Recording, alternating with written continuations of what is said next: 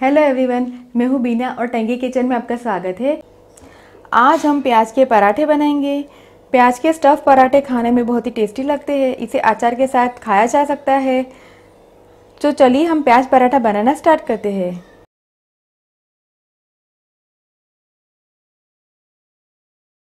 प्याज के पराठे बनाने के लिए मैंने यहाँ पे 1 कप गेहूँ का आटा, 3 प्याज को मैंने बारीक काट के लिया हुआ है। प्याज को हम बारीक काटेंगे ताकि स्टफ़ करने में आसानी रहे। 2 बड़ा चम्मच धनिया को मैंने धो के फिर इसे बारीक काट के लिया हुआ है। नमक हम लेंगे स्वाद अनुसार। 1 हरी मिर्च को मैंने काट के लिया हुआ है। आधा छोटा चम्मच लाल मिर्च पाउडर, 1 छोटा चम्मच चाट मसाला, पिंच ऑफ हींग और तेल हम लेंगे ज़रूरत अनुसार। तो चलिए हम पराठा बनाना स्टार्ट करते हैं। सबसे पहले हम पराठे के लिए उसका आटा गूँथ के तैयार करेंगे। आटे को मैंने पहले से बड़े बर्तन में लिया है। अब इसमें हम 1 छोटा चम्मच तेल डालेंगे और स्वाद अनुसार नमक डालेंगे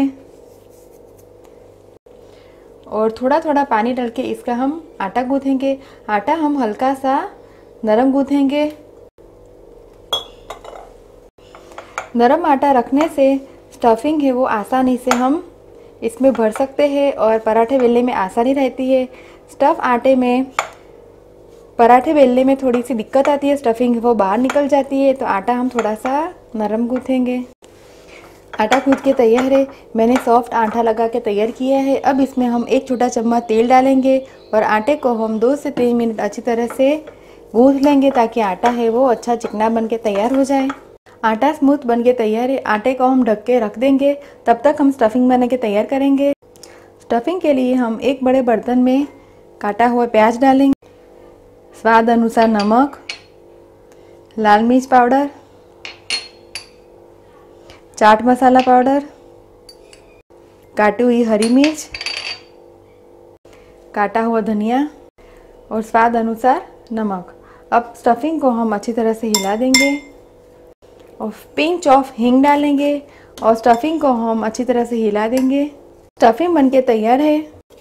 अब आटे में से हम एक बड़ी लुई बनाएंगे और बड़ी लुई के हम 2 इक्वल पार्ट करेंगे और दोनों के छोटे छोटे लुइयाँ बना के तैयार करेंगे।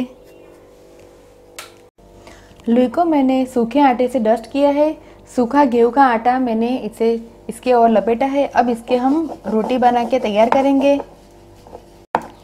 देखिए मैंने रोटी बना के तैयार की है। इस रोटी को हम प्लेट में रखेंगे।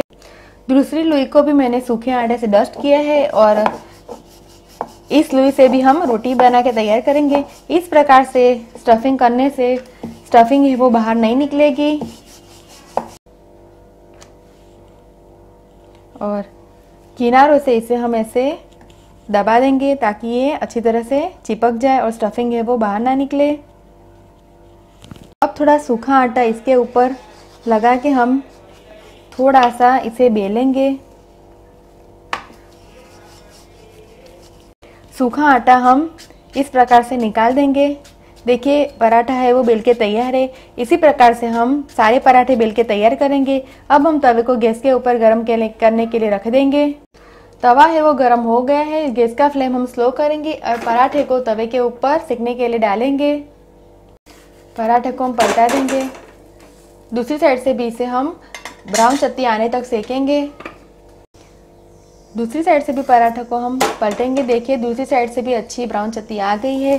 अब हम पराठे के ऊपर 1 चम्मच जितना तेल डालेंगे और पराठे को हम पलटा देंगे और दूसरी साइड भी हम 1 चम्मच जितना तेल डालेंगे और पराठों को अच्छा क्रिस्प होने तक दोनों साइड से इसे हम सेकेंगे।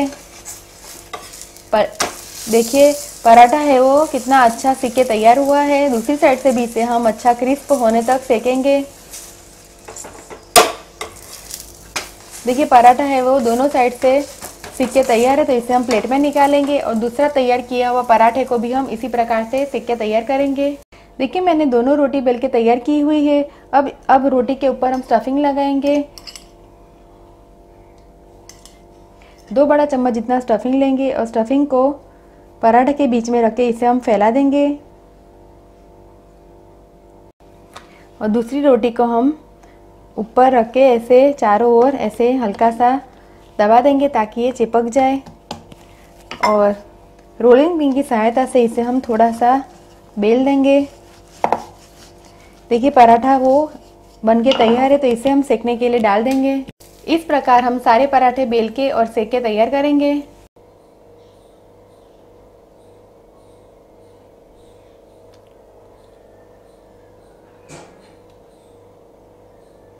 सारे पराठे बनके तैयार है। मैंने पराठे को सर्विंग प्लेट में निकाल के सर्व किया है। इस प्रकार से पराठे बनाने से स्टफिंग है वो बिल्कुल बाहर नहीं निकलती। आप पराठे को अचार के साथ सर्व कर सकते हैं। आप इस रेसिपी को घर पर ज़रूर ट्राई कीजिए और मुझे कमेंट में फीडबैक दीजिए कि आपको मेरी रेसिपी कैसी लगी। अगर आपको मेरा वीडियो पसंद आए तो आप मेरे वीडियो को लाइक कीजिए, शेयर कीजिए और मेरे चैनल को सब्सक्राइब कीजिए ताकि आप मेरे और भी नए वीडियो देख सके। दोबारा हम फिर मिलेंगे, तब तक के लिए थैंक यू, बाय।